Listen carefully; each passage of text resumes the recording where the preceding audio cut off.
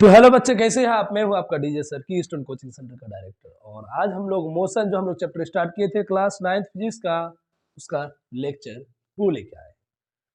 बच्चे, लेक्चर 1 में हमने क्या डिस्कस किए थे? मोशन क्या होता है। किसी भी देखिए, हम लोग का जो पढ़ाने का जो स्ट्रेटेजी रहेगा, तो हम जैसे ही नेक्स्ट लेक्चर में आएंगे तो प्रीवियस लेक्चर को हम 1 या 2 मिनट में थोड़ा रिवाइज करवाएंगे, ताकि आपके माइंड में पूरा माइंड सेट हो जाए कि हमने क्या पढ़ा था इससे पहले वाले लेक्चर में।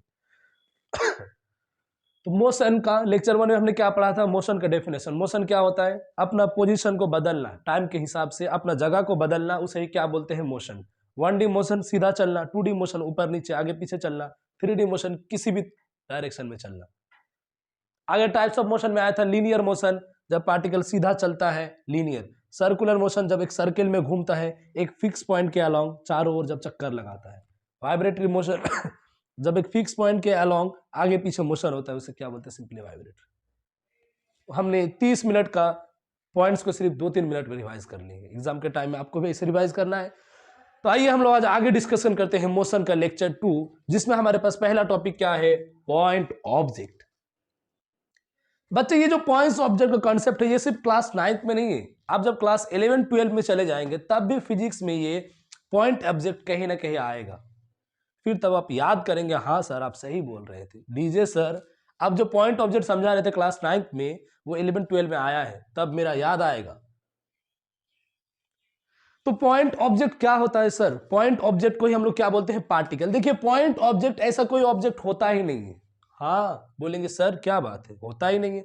दुनिया में कोई ऑब्जेक्ट पॉइंट ऑब्जेक्ट होता ही नहीं है यार। ऑब्जेक्ट कोई सा भी ऑब्जेक्ट आप ले लीजिए, इसका कुछ ना कुछ तो लेंथ हाइट कुछ ना कुछ तो होगा। जैसे मान लीजिए मैंने कहा इस बोर्ड में ये जो मैंने एक बिंदु डाली, ये पॉइंट ऑब्जेक्ट है। ये क्या, कहां, कौन सा ऑब्जेक्ट है? इसका तो कुछ भी नहीं है, ना लेंथ है, ना हाइट है, ना ब्रेथ है, ना मास है, कुछ भी तो नहीं है। तो पॉइंट ऑब्जेक्ट माना गया ऑब्जेक्ट है। पॉइंट ऑब्जेक्ट क्या है? माना गया ऑब्जेक्ट है। कैसे? देखिए, ध्यान दीजिए, मैंने क्या कहा? जब भी कोई भी ऑब्जेक्ट, जब ऑब्जेक्ट से चली गई दूरी ऑब्जेक्ट के साइज से बहुत बहुत ज्यादा होता है, यानी कि मान लीजिए कि एक ट्रेन है, एक ट्रेन है और ट्रेन का मान लीजिए कि लेंथ है 100 मीटर का, एक 100 मीटर का लंबा ट्रेन है, ठीक है। ध्यान दीजिए इस व्हाइट बोर्ड को एक ट्रेन मान लीजिए, ये 100 मीटर का ट्रेन है, और इस 100 मीटर का ट्रेन ने मान लीजिए कि 2000 किलोमीटर चला है। तो ये ट्रेन ने कितना किलोमीटर चला? 2000 किलोमीटर चला, और इस ट्रेन का लेंथ सिर्फ कितना है? 100 मीटर है। यानी कि इस ट्रेन से जो चली गई दूरी है, जितना दूरी वो चला, इस ट्रेन का जो लेंथ है, लंबाई से बहुत ज्यादा है यार। 2000 किलोमीटर चला है ये ट्रेन, सिर्फ 100 मीटर लंबाई का ट्रेन 2000 मीटर डिस्टेंस चला है। यानी कि इस ट्रेन से, इस ऑब्जेक्ट से चली गई दूरी इस ऑब्जेक्ट का लेंथ से बहुत बहुत बहुत ज्यादा है। उस टाइम में हम लोग इस ऑब्जेक्ट को एक पॉइंट ऑब्जेक्ट मानते हैं। यानी कि ये ट्रेन हमारे लिए क्या बन गया? एक पॉइंट ऑब्जेक्ट बन गया। पॉइंट ऑब्जेक्ट कब बना? क्योंकि ये ट्रेन जो दूरी चला था वो इस ट्रेन का लंबाई से बहुत ज्यादा है। तो इस ट्रेन को हम लोग क्या मान सकते हैं? Point object. यानी कि दुनिया में हर चलता हुआ ऑब्जेक्ट को हम लोग पॉइंट ऑब्जेक्ट मान सकते हैं। कब? जब वो ऑब्जेक्ट अपना लेंथ से ज्यादा चल जाए। मैंने क्या कहा? जब चलता हुआ ऑब्जेक्ट अपना लेंथ से, अपना लंबाई से जब ज्यादा दूरी कवर कर ले, उस टाइम उस ऑब्जेक्ट को हम लोग पॉइंट ऑब्जेक्ट मान सकते हैं। जैसे क्या? मान लीजिए कि ये हमारे पास एक साइकिल है। ये मार्कर नहीं, अब क्या है? साइकिल है, क्योंकि हम लोग फिजिक्स वाले हैं, कुछ भी कर देते हैं, कुछ भी कर सकते हैं। एक मार्कर नहीं, एक साइकिल है, ठीक है। ये साइकिल का मान लीजिए कि लंबाई कितना है? मान लीजिए कि 3 मीटर का है ये साइकिल, ठीक है। अब आपने क्या, मैंने कहा कि बच्चे आपको एक जादू दिखाए, जादू। आप बोलेंगे हाँ सर जादू दिखाइए। मैंने कहा कि बच्चे मैं इस साइकिल को एक पॉइंट ऑब्जेक्ट बना सकता हूं। आप बोलेंगे सर कुछ भी, बिना कपड़ा वगैरह ढके? बोले हाँ, मैं इस जादू से इस इतना बड़ा 3 मीटर का साइकिल को एक पॉइंट ऑब्जेक्ट, बिंदु बना सकते हो। बोले कैसे? ये साइकिल जितना लंबा है 4 मीटर, इस साइकिल को 4 मीटर से ज्यादा दूरी चला दो। साइकिल 4 मीटर का है और मैंने साइकिल से 1 किलोमीटर चल लिया है, यानी कि साइकिल से चला गया दूरी साइकिल के लेंथ से, लंबाई से बहुत ज्यादा है। उस टाइम हम लोग इस साइकिल को क्या मानेंगे? Point object.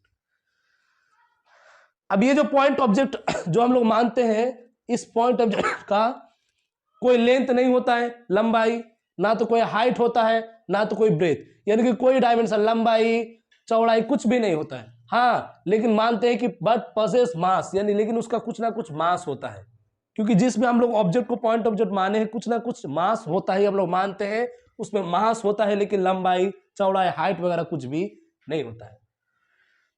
तो मुद्दा पर आइए, जब ऑब्जेक्ट से चली गई दूरी, ये ऑब्जेक्ट कुछ भी हो सकता है, train, car, rail, helicopter, aeroplane, घोड़ा गाड़ी, वैन गाड़ी, कुछ भी ले सकते हैं। जब ऑब्जेक्ट से चली गई दूरी, जो ऑब्जेक्ट था जब उसका चला गया दूरी ऑब्जेक्ट के साइज से बहुत बहुत ज्यादा हो, यानी कि ऑब्जेक्ट जितना लंबा था उसका वो उससे बहुत ज्यादा दूरी चल गया है, अपना लंबाई से बहुत ज्यादा आगे चल गया है दूरी में, तो उस केस में ऑब्जेक्ट को हम लोग पॉइंट ऑब्जेक्ट मान सकते हैं।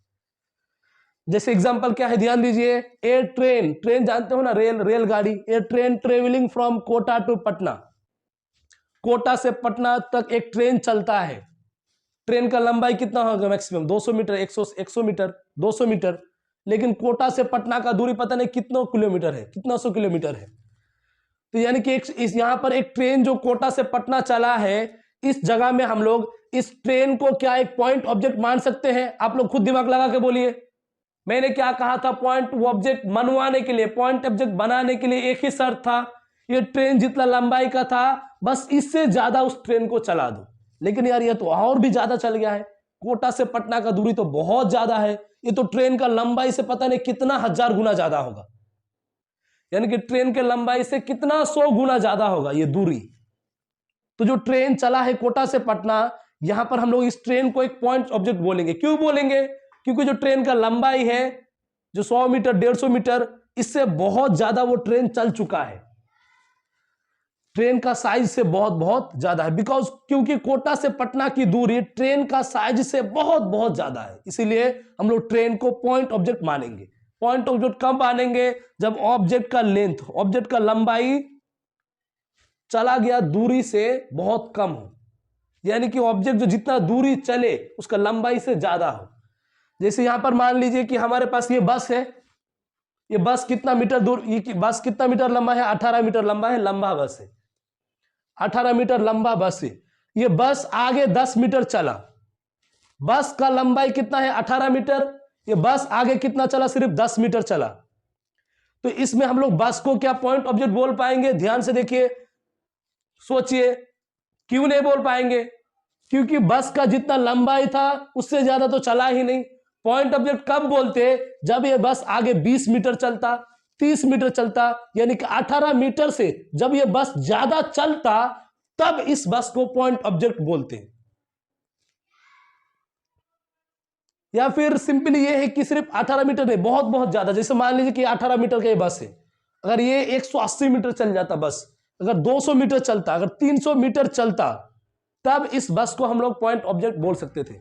लेकिन बस का लंबाई 18 मीटर है और बस सिर्फ चला ही 10 मीटर है, थोड़ा सा आगे बढ़ के रुक गया है, तो बस को पॉइंट ऑब्जेक्ट नहीं कर सकते। यहां पर टर्म आया है बहुत बहुत ज्यादा हो दूरी, चला गया दूरी जब बहुत बहुत ज्यादा होगा तभी हम लोग पॉइंट ऑब्जेक्ट बोल पाएंगे। अब अगला हमारे पास कंसेप्ट क्या है? रेस्ट एंड मोशन का। मैंने इससे पहले वाले लेक्चर में समझाया था रेस्ट। रेस्ट का मतलब क्या है? जब कोई चीज अपने जगह पर स्थिर है, रुका हुआ है, उसे हम लोग क्या बोलेंगे? रेस्ट। जैसे ये रूम, ये व्हाइट बोर्ड, ये जो हमारे पास कमरा है, रूम है, ये क्या है? रुका हुआ, रेस्ट में है। रेस्ट का ही दूसरा नाम क्या है? स्टेशनरी, यानी कि कोई ऑब्जेक्ट रेस्ट में है या फिर स्टेशनरी में रुका हुआ है। दूसरा हमारे पास क्या है? मोशन। मोशन का मतलब रुका हुआ नहीं, चल रहा है, वो चलता हुआ दिशा में चल रहा है, उसे हम लोग क्या बोलेंगे? मोशन। ये दोनों क्या है? रेस्ट एंड मोशन है रिलेटिव टर्म। रिलेटिव का मतलब क्या है? रेस्ट और मोशन एक दूसरे के लिए बोला जाता है, यानी कि कोई रेस्ट में है या फिर मोशन में है, ये हम लोग डायरेक्टली नहीं बोल पाएंगे, ये बोल पाएंगे कि किसके हिसाब से रेस्ट में या फिर मोशन में है। अब एग्जांपल से समझ में आएगा आपको। एक पेड़ है, मान लीजिए कि मैं कार में जा रहा हूं, तो आप लोग कभी ये देखें कार में, ट्रेन में, बस में जाते टाइम, जब हम लोग कार, ट्रेन, बस से चलते हैं तो हमें ऐसा लगता है कि हमारे साथ साथ पेड़ पौधा भी चलता हुआ नजर आता है। क्या आपने कभी किया है ये गौर? बोलो सर आप पेड़ पौधा कहाँ? हम लोग पेड़ पौधा कभी देखते ही नहीं थे, कार बस से तो हम लोग कुछ अलग ही हरियाली देखते थे। सर हमें पेड़ पौधा नजर नहीं आता था, आप कुछ और एग्जांपल दीजिए। नहीं हम तो वही देंगे क्योंकि हम लोग तो पेड़ पौधा देखते हैं, पता नहीं आप लोग कौन सा हरियाली देखते हैं। तो मैंने क्या कहा, जब भी हम लोग कार से या फिर ट्रेन से चलते हैं तो हमारे साइड में जो पेड़ पौधा होता है वो हमें चलता हुआ नजर आता है। ऐसा लग रहा है, ऐसा हमें लगता है कि वो हमारे साथ साथ चलता है। जो कार में बैठा हुआ इंसान है उसे क्या लगेगा, हमारे आसपास का घर द्वार बाड़ी पेड़ पौधा सब हमारे साथ चलता हुआ नजर आता है। लेकिन अगर कोई इंसान जो हमारे गाड़ी के बाहर है, जो रोड में है या फिर जो पेड़ के पास है, वो क्या बोलेगा कि पेड़ तो रुका हुआ है। यार जो पेड़ के पास रहेगा, जिससे मैं क्या कहूंगा कि ये घर रुका हुआ है, लेकिन कोई अगर इंसान अगर गाड़ी से चलता हुआ जाएगा तो ये रूम उसको रुका हुआ नहीं रहेगा, उसको ऐसा लगेगा कि ये मेरे साथ चल रहा है। ये जो पेड़ है, पेड़ के साइड में जो इंसान खड़ा है, इसको मैंने क्या कहा, रेफरेंस 1। ये क्या कहेगा कि ये पेड़ रुका हुआ है। यार इसको रुका हुआ दिख रहा है तो रुका हुआ बोलेगा। बेचारा इस बच्चे का कोई गलती नहीं है ना। अब मान लो कि रोड से एक और आदमी कार में जा रहा था, कार के अंदर से बैठा हुआ, ये रेफरेंस 2, इसने क्या कहा कि पेड़ चल रहा है। और ये जो बंदा बाहर था गाड़ी के, इसने क्या बोला कि पेड़ रुका हुआ है। अब ये बंदा कार से उतरा और उतर कर इस आदमी से पूछा, ए पेड़ क्या है। बाहर वाला आदमी जो बाहर खड़ा था उसने क्या कहा, पेड़ तो रुका हुआ है। और जो कार के अंदर था उसने कहा कि नहीं, मैंने पेड़ को चलता हुआ देखा है। अब इन दोनों में बहस हो गया, लड़ाई हो गया, हाथापाई हो गया, दोनों एक दूसरे से लड़ने लगा। दोनों एक दूसरे से लड़ रहे थे। तभी उस टाइम में वहां पर डीजे सर का एंट्री हुआ और मैंने उन दोनों को कहा कि आप दोनों अपने अपने जगह पर सही है। जो बंदा पेड़ के पास खड़ा था, गाड़ी के बाहर था, उसको सचमुच पेड़ रुका हुआ दिख रहा था। और जो गाड़ी के अंदर था उसे सचमुच पेड़ चलता हुआ नजर आ रहा था। यानी कि जब हम लोग गाड़ी में जा रहे थे, जो गाड़ी का रफ्तार था वही पेड़ पौधे का रफ्तार हो जाता है। यानी कि हमें ऐसा फील होता है, ऐसा एहसास होता है सच में कि पेड़ पौधा हमारे साथ साथ चल रहा है। लेकिन जो बाहर रहेगा यार, क्या उसे फील होगा? नहीं होगा ना। तो कोई रेस्ट में है, रुका हुआ है या फिर चल रहा है, ये किस पर डिपेंड करता है? देखने वाले पर कि देखने वाला कहां पर है। अगर देखने वाला रुका हुआ है तो रुका हुआ चीज रुका हुआ लगेगा, और देखने वाला चल रहा है तो रुका हुआ चीज भी चलता हुआ नजर आएगा। क्या आपको ये समझ में आया? जैसे मान लीजिए कि बोर्ड है, व्हाइट बोर्ड है, अगर मैं यहां से इसको देखूं, आप भी देखिए मेरे साथ साथ, ये रुका हुआ नजर आएगा क्या? हाँ बिल्कुल नजर आएगा। अब हम लोग बाइक से आते हैं बहुत सारे, जब बाइक को स्पीड में लेके जाएंगे इसके साइड से, तो हमें क्या लगेगा कि ये बोर्ड भी हमारे साथ चलता हुआ नजर आएगा। यानी कि अगर आप चल रहे हैं या फिर आप किसी चलता हुआ चीज के अंदर है तो रुका हुआ चीज भी आपको चलता हुआ नजर आएगा। आप अभी रेस्ट में, कोई दिक्कत नहीं है। आप मान लीजिए कोई हमारे पास एक कार है, मैं कार के अंदर बैठा हुआ हूं अभी कार चल नहीं रहा है, कार रेस्ट में है, स्टेशनरी में है। तो कार से जैसे मैं खिड़की से देखूंगा तो पेड़ पौधा सब रुका हुआ नजर आएगा। जैसे ये कार चलता हुआ नजर आएगा, जैसे कार आगे बढ़ेगा ऐसे लगेगा पेड़ पौधा भी आगे बढ़ रहा है। यानी कि जब तक आप रुके ही थे हमें हर चीज रुका हुआ नजर आ रहा था, जैसे ही आपने चलने लगा हर चीज चलता हुआ नजर आएगा। इसी को क्या बोलते हैं? Frame of reference. यानी कि देखने का नजरिया, आप उसको देख कैसे रहे हैं, कहां से रहे हैं, किस टाइप से उसको देख रहे हैं। यानी कि ये पेड़ किसी इंसान के लिए तो रुका हुआ है और ये पेड़ किसी इंसान के लिए चलता हुआ नजर आता है। ये इस बात पर निर्भर करता है कि इंसान कहां पर है, इंसान रुका हुआ है या फिर चल रहा है। एक और एग्जांपल देते हैं। पृथ्वी के अंदर, पृथ्वी जानते हैं अर्थ, अर्थ के अंदर जो चीज रुका है हमें वो रुका हुआ नजर आएगा।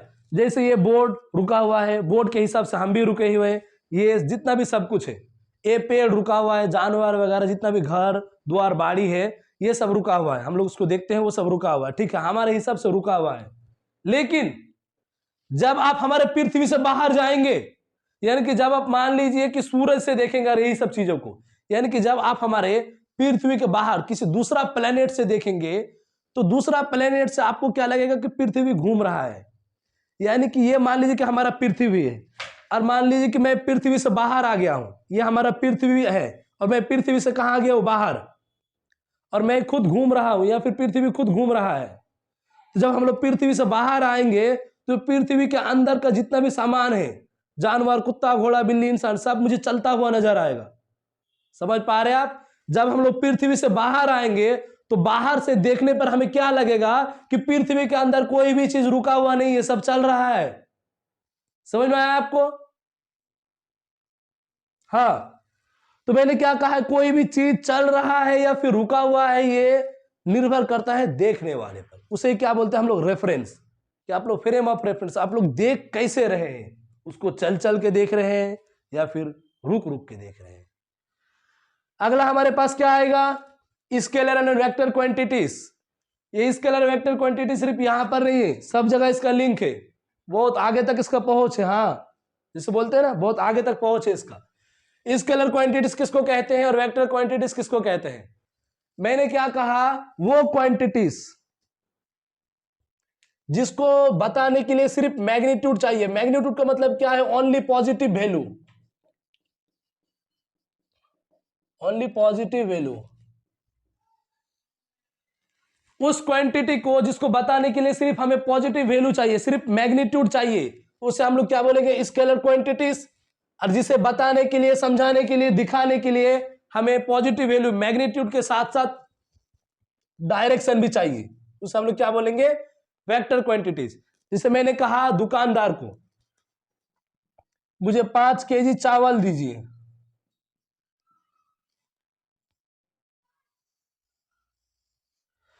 मैं जब दुकानदार से ये कहूंगा मुझे 5 केजी चावल दीजिए, क्या दुकानदार मुझे 5 केजी चावल देगा? हाँ।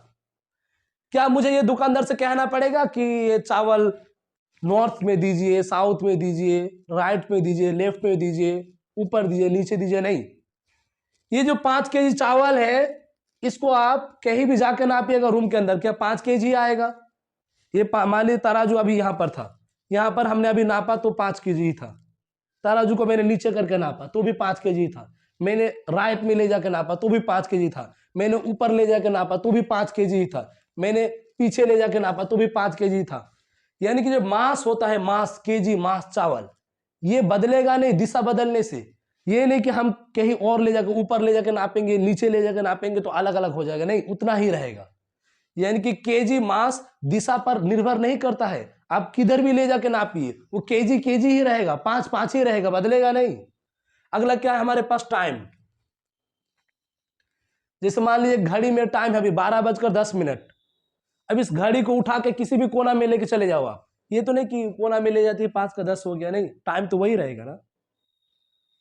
यानी कि जो टाइम है हमारे पास, आप इसको एक जो घड़ी है, घड़ी जिसमें टाइम बताया जा रहा है, इस घड़ी को आप छत के ऊपर रखो तो भी टाइम वैसे ही दिखाएगा, छत के नीचे लेके आओ तो भी टाइम वही दिखाएगा, बहुत दूर लेके जाओ तो भी टाइम वैसे ही दिखाएगा, बहुत पास में लेके आओ तो भी टाइम ऐसे ही दिखाएगा।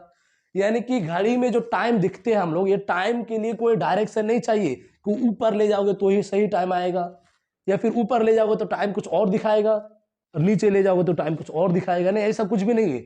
आप घड़ी को कहीं भी रखिए वो सही टाइम ही दिखाएगा। यानी कि इस घड़ी को टाइम दिखाने के लिए कोई डायरेक्शन, कोई दिशा जरूरी नहीं है कि लेफ्ट में ही सही टाइम दिखाएगा, राइट में ही सही टाइम दिखाएगा, ऊपर में सही टाइम दिखाएगा, नीचे में सही टाइम दिखाएगा, ये जरूरी नहीं है। इस घड़ी को आप कहीं भी लेके जाओ टाइम वही दिखाएगा। अगला क्या है? डिस्टेंस। डिस्टेंस भी एक स्केलर क्वांटिटी है। यानी कि मान लीजिए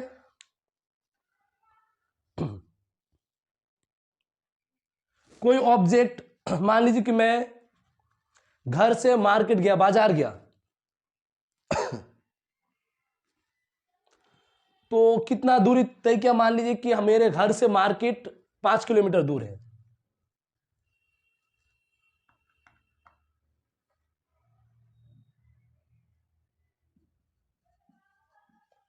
मैंने घर से कहा गया मार्केट, कितना दूर था? 5 किलोमीटर। मैंने घर से कहा गया मार्केट, कितना दूर था? मैंने 5 किलोमीटर। मैंने कहा, मुझसे किसी ने पूछा कि आपने कितना दूरी तय किया, आपका डिस्टेंस क्या था? मैं कहूंगा 5 किलोमीटर। अब सुनिए,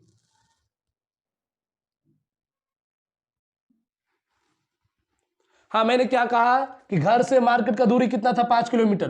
क्या मुझे ये 5 किलोमीटर बताने के लिए कोई डायरेक्शन चाहिए? कि 5 kilometre north, 5 kilometre south, 5 kilometre east west, कुछ भी नहीं चाहिए। यानी कि डिस्टेंस सिंपल, हम लोग सिंपल क्या बोलेंगे कि 5 किलोमीटर, यानी कि डिस्टेंस को भी बताने के लिए डायरेक्शन नहीं चाहिए, आप सिंपली बता सकते हैं कि कितना किलोमीटर आप गए हैं। जैसे कि मास हो गया आपका, time, distance, speed, work, area, volume, temperature, density, pressure. यहां पर जितना भी टर्म लिखा हुआ है एक एक करके एक्सप्लेन करने में बहुत सारा टाइम लग जाएगा, तो आप ये सिंपल समझिए, यहां पर जितना भी टर्म लिखा हुआ है हमारे पास, ये सब डायरेक्शन बदलने से नहीं बदलेगा, यानी कि ये सब का वैल्यू सेम रहेगा। ये सब तब बदलेगा जब हम मैग्नीट्यूड बदलेंगे। मैग्नीट्यूड का मतलब क्या है? जैसे मान लीजिए कि मैंने दुकानदार से कहा कि 5 किलो चावल दीजिए, उसने 5 केजी चावल दिया। अब मैंने कहा कि दुकानदार मुझे 10 केजी चावल दीजिए, तो चावल बदल गया ना, पहले 5 केजी था, अब कितना केजी हो गया? 10 केजी हो गया।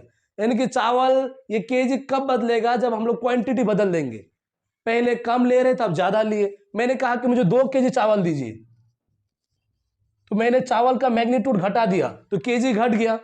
ये कब बदलेगा? जब हम लोग कम ज्यादा करेंगे इसको, इसका जब मैग्नीट्यूड से हम लोग छेड़खानी करेंगे, डायरेक्शन से छेड़खानी करने से नहीं बदलेगा।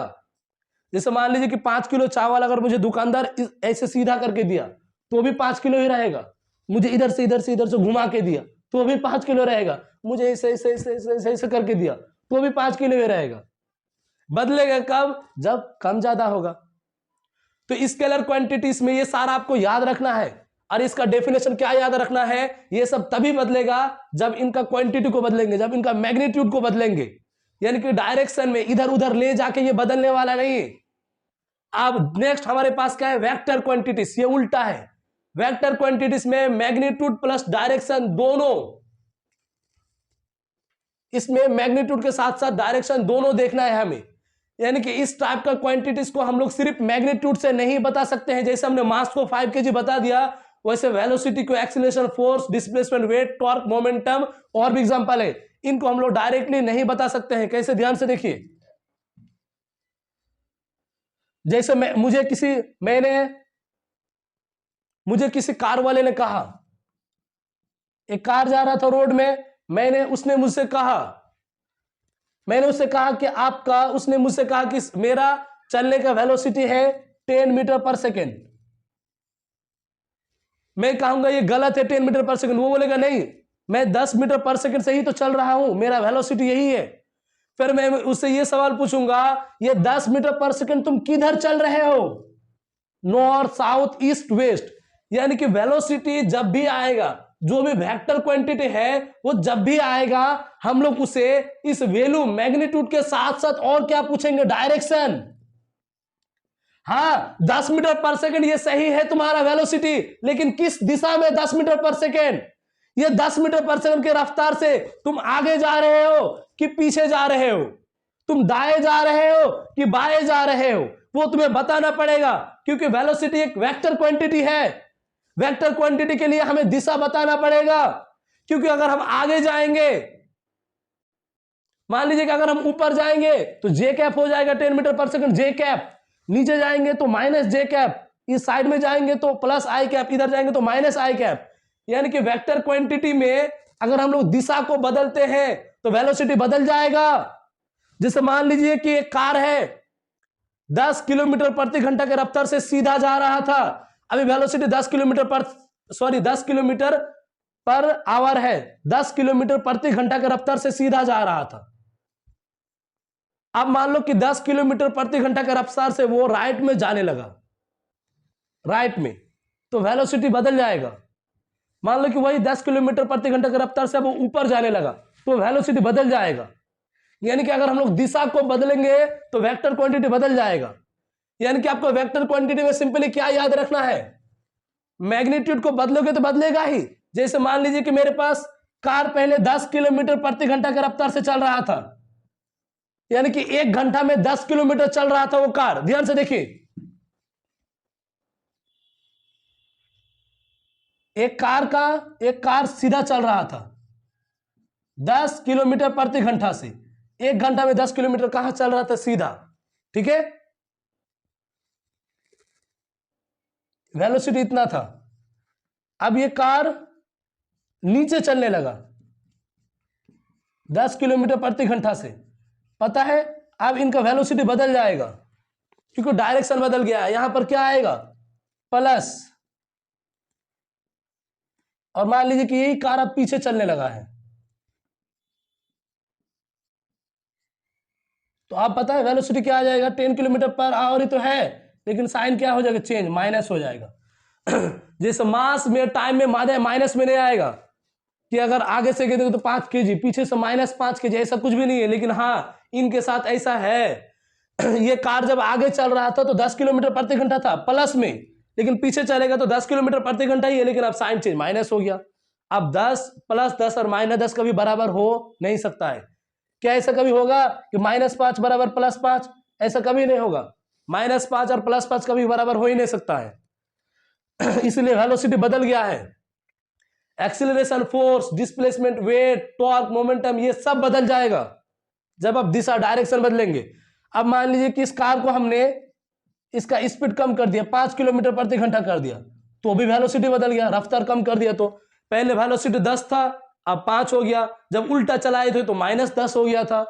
यानी कि आप इनका मैग्नीट्यूड को बदलो, इनके क्वांटिटी के साथ छेड़खानी करो तो भी बदल जाएगा, और अब दिशा को बदलो तो भी बदल जाएगा। ये किस टाइप का है, वेक्टर वाला है। वेक्टर वाले में आप किसी को भी चेंज करो तो भी बदल जाएगा, और स्केलर में सिर्फ मैग्नीट्यूड बदलना है। इसमें डायरेक्शन को इनके साथ कुछ भी करो, डायरेक्शन को बदलो, वर्क नहीं बदलने वाला है। कुछ भी करो, टेम्परेचर नहीं बदलने वाला है, ठीक है। लेकिन वेक्टर क्वांटिटी में डायरेक्शन को बदलेंगे तो ये बदल जाएगा। एक्चुअली ये इतना ज्यादा आपका हाई लेवल का नहीं है, आपको तो सिंपल ये याद रखना है कि स्केलर क्वांटिटी ऐसा क्वांटिटी है जिसमें डायरेक्शन को, दिशा को बदलेंगे तो नहीं बदलेगा, वही रहेगा। कब तक, जब तक नहीं बदलेगा, जब तक इनका क्वांटिटी, मैग्नीट्यूड, जब तक इनका वैल्यू को नहीं बदला जाए, जब तक इनका वैल्यू, इसको वैल्यू बोलते हैं 10-5, जब तक इनका वैल्यू 5 kg, जब तक 5 को 10 नहीं करेंगे, टाइम 5 सेकंड, जब 5 से 10 सेकंड नहीं करेंगे, जब तक इनका वैल्यू को नहीं बदला जाएगा, ये नहीं बदलेगा। और वेक्टर क्वांटिटी में चाहे इनका वैल्यू बदलो, चाहे इनको दिशा बदलो, ये बदल जाएगा। या फिर दोनों बदल दो तो भी बदल जाएगा। अब अगला पॉइंट क्या है हमारे पास, जो हमारे पास स्केलर क्वांटिटी, इनको हम लोग डायरेक्टली जोड़ सकते हैं बिना, जैसे मान लीजिए कि 5 kg + 5 kg कितना आ गया, 10 kg आ गया। इसमें हमें कुछ नहीं चाहिए, डायरेक्शन वगैरह कुछ भी नहीं चाहिए, सिंपली जोड़ सकते हैं। लेकिन 10 मीटर पर सेकेंड आई कैप + 10 मीटर पर सेकेंड जे कैप, इसको हम लोग डायरेक्टली जोड़ नहीं सकते हैं कि 20 कुछ बोल देंगे, 20 मीटर पर सेकेंड नहीं। यानी कि जो भी वेक्टर क्वांटिटी है, velocity, acceleration, force, displacement, weight, torque, इनको डायरेक्ट सीधा सीधा नहीं जोड़ पाएंगे। क्यों? क्योंकि इनके साथ डायरेक्शन भी आएगा। आई कैप मतलब इधर आगे, जे कैप मतलब ऊपर, नीचे मतलब ये देखिए, इधर को बोलते हैं आई कैप, इधर चला तो क्या बोलेंगे, -आई कैप, नीचे चला तो -जे कैप, ऊपर चला तो +जे कैप। तो जो वेक्टर क्वांटिटी है, अगर आगे चलेगा तो +आई कैप आएगा, पीछे चलेगा तो माइनस, ऊपर +जे, नीचे -जे। तो वेक्टर क्वांटिटी को सीधा सीधा नहीं जोड़ सकते हैं। सिंपल ये बात है कि वेलोसिटी, एक्सीलरेशन को सीधा सीधा नहीं जोड़ा जा सकता है, और स्केलर क्वांटिटीज को सीधा सीधा जोड़ा जा सकता है। 5 सेकंड + 5 सेकंड 10 सेकंड बोल सकते हैं। वर्क 5 जूल + 5 जूल 10 जूल बोल सकते हैं। लेकिन वेलोसिटी में 5 मीटर पर सेकेंड आगे + 5 मीटर पर सेकेंड ऊपर को नहीं जोड़ सकते हैं। इतना आपको सिंपल समझ में आया? तो ये हमारा लेक्चर सेकेंड था मोशन का। आप इसे नोट डाउन कर लीजिए, जहां पर दिक्कत हो दोबारा देखिए, और प्लीज हमारे चैनल को सब्सक्राइब कीजिए, और लाइक और कमेंट तो करना ही है। बस हम लोग ये चाहते हैं कि आप लोग जितना भी कोई इस वीडियो को देखते हैं, प्लीज इस वीडियो को लाइक करें। कम से कम एक ना एक तो कमेंट कीजिए हमें मोटिवेट करने के लिए। कम से कम एक कमेंट कीजिए, एक लाइक कीजिए, और अगर खुद सब्सक्राइब नहीं किए हैं तो खुद कर लीजिए और अपने फ्रेंड से करवाइए। धन्यवाद।